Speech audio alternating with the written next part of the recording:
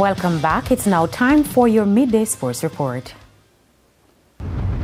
West Indies captain Hayley Matthews says the team is not satisfied with only making the semi-final of the ICC Women's T20 World Cup. The Caribbean women will play New Zealand in their last 4 fixture on Friday, looking to make only their second final and the first since their triumph in 2016. The Windies are the only team outside of Australia to have lifted the T20 title since 2010, and Matthews is confident they can do it again this year. Yeah, I think we're really proud of what we've been able to achieve so far.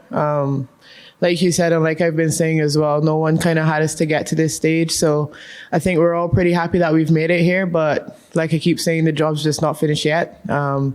We've definitely got our eyes locked on the game tomorrow, ready for New Zealand and hopefully ready to play a really big game because we do want to win and we don't want to just come to this World Cup to say, hey, we've made the semi-finals and we're happy with that. We want to take it even further.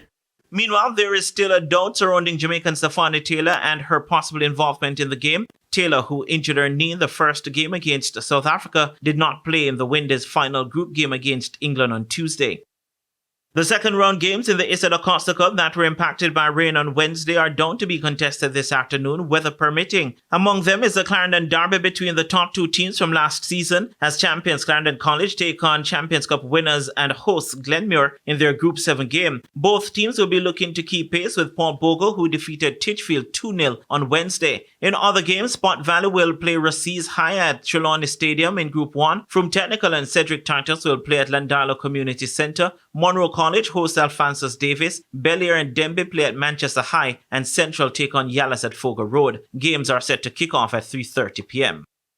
Meanwhile, Wolmer's boys and Tivoli Gardens will battle for Group E honours to see where they will land in the round of 16 in the Issa Manning Cup. Wolmer's lead Group E on 25 points, just one ahead of Tivoli. The winner of the group will play in Group 2 in the second round, while the second place finisher will be in Group 3, which could include St. Andrew Technical or Calabar from Group D, Eltham or Hydel from Group A, and Kingston College. In the other games in Group E, St. Jago are one win away from qualifying to the next round as one of the two best third-place teams, and they could get it against Denham Town at Stats. Edith Dalton James will also play at home against St. Mary's College. In Group C, Kingston College are also sure to secure top honours as they will need only a point against Campion College in their top-of-the-table clash to ensure they secure it by points. Should Campion College win, both teams will end on 25 points, but KC are unlikely to give up their 47-goal difference between them. Jose Marti Technical, with an outside chance of making the second round as one of two third-place teams, will play away to Cumberland, while Penwood, who are also in with a shot, will host Meadowbrook at Marvelley Field.